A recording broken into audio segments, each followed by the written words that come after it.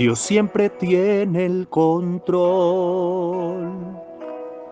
¿Por qué desesperarme? Dios siempre tiene el control. ¿Por qué atemorizarme? Dios siempre tiene el control. ¿Por qué cuestionarle? Y aunque no entienda lo que sucede, vivo tranquilo.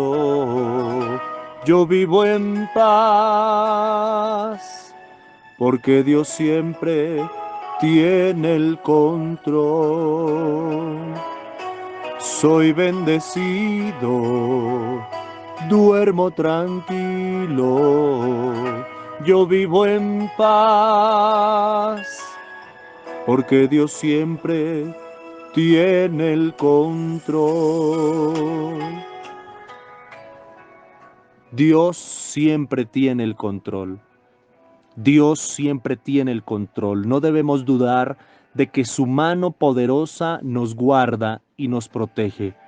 No debemos permitir en nuestro pensamiento que a Dios se le ha olvidado de nuestra existencia.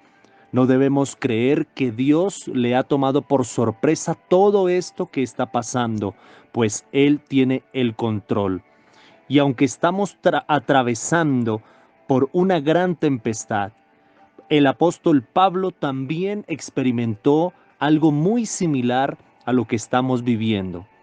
Dice la Biblia hacia el capítulo 27 del libro de Hechos de los Apóstoles, que cuando a Pablo lo enviaron hacia la ciudad de Italia, en Roma, éste fue llevado bajo la custodia de un centurión llamado Julio, y empezaron a atravesar el mar y navegaban muchos días despacio.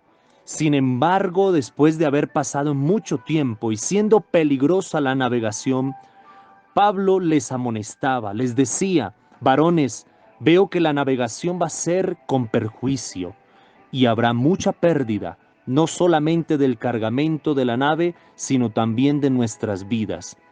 Pero el centurión Julio daba más crédito al piloto y al patrón de la nave que a lo que a Pablo decía. Y entonces, dadas estas circunstancias, empeoraron las cosas, porque entraron en una tempestad todavía más terrible.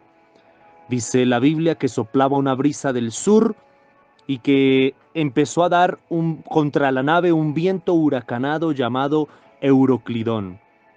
Y la nave fue arrebatada, no pudiendo poner la proa al viento. Finalmente se abandonaron y se dejaron llevar de ese viento huracanado. También dice que quedaron a la deriva, naufragando. Pero entonces, como ya hacía mucho rato y hacía muchos días que no comían, en medio de esta tempestad, en medio de esta tormenta, Pablo se levantó allí y animó. En medio de ellos les dijo: habría sido cierto que me hubieran puesto atención al consejo que les había dado. Pero ahora les exhorto, decía Pablo, a que tengan buen ánimo, pues no habrá ninguna pérdida de vida entre nosotros, sino solamente la nave. Pablo cita y dice que esa noche se le había presentado un varón, un ángel de Dios. Y dice: esta noche ha estado conmigo el ángel del Dios de quien soy y a quien sirvo, diciendo: Pablo, no temas. He aquí, Dios te ha concedido todos los que navegan contigo. Y eso me habla de un propósito que Dios tenía con Pablo. Después de 14 días de estando en naufragio, Pablo anima a la gente a que coman por su salud, porque ni un cabello de la cabeza de ninguno de ellos iba a perecer. ¿Sabe? Finalmente, cuando ya se hizo de día, porque eran tiempos en donde ni el sol, ni la luna, ni las estrellas salían, estaban en completa oscuridad, parecía que no tenían salvación, estaban ya desesperados, desesperanzados, pero finalmente lograron llegar a una isla. Y en el capítulo 28 nos habla de que la isla se llamaba Malta y los nativos los recibieron con bastante humanidad. Encendieron un fuego y los recibieron a todos, que eran alrededor de 276 personas. Hacía frío, caía la lluvia, pero mientras recogían unas ramas para avivar el fuego en ese momento en la playa de esa isla donde se encontraban, dice que huyendo del calor se le prendió en la mano a Pablo una víbora. Y cuando los nativos vieron esto, la víbora colgando de su mano, se decían unos a otros: ciertamente este hombre es homicida, a quien escapado del mar la justicia no deja vivir. Pero él, sacudiendo la víbora en el fuego, ningún daño padeció. Todos esperaban que cayese muerto, que de repente se hinchara. Sin embargo, al ver que ningún mal venía sobre él, cambiaron de parecer y creyeron que él entonces era un dios. Allí en aquel lugar, en esa isla, había un hombre llamado Publio, y su padre estaba enfermo de fiebre y de disentería. Y Pablo fue a donde este hombre y oró por él, y Dios lo sanó. ¿Cuál es la actitud cuando estamos en medio de las tormentas? ¿Cuál es nuestro testimonio? ¿Qué debemos hacer? ¿Qué debemos decir y pensar? ¿Cómo debemos actuar? En medio de esta circunstancia, Pablo tomó la actitud de seguir sirviendo a Dios y de dar testimonio de un verdadero cristiano. No se desesperó, aunque amonestó y aunque aconsejó. El punto es que tú y yo estamos pasando por una tormenta, que Colombia está pasando por una tormenta, y que tal vez nuestros dirigentes, nuestros gobernadores, en su humanidad y en su inteligencia y su sabiduría humana, tratan de dar soluciones para que les convenga a todos. Pero sabe, dirigir una nación no es nada fácil.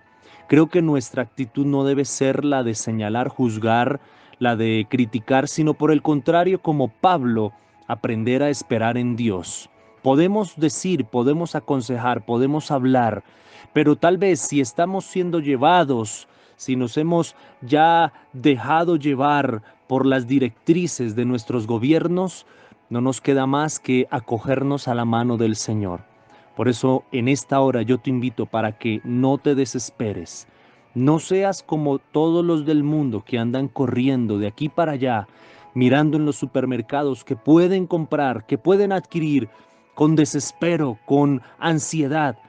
Tranquilo, mantén la calma, porque Dios tiene todo bajo control y nada se le escapa de su mano. Estamos atravesando una tormenta, estamos atravesando una situación difícil, pero para el que cree todo es posible. Nuevamente te reitero lo que dice el Salmo 91: ninguna plaga tocará tu morada. Espero que esta palabra te llene de fortaleza, y a donde vayas, si tienes que obligatoriamente salir de tu casa, recuerda que el Espíritu Santo está contigo y a tu lado. Que Dios te bendiga. Recuerda, Dios siempre tiene el control.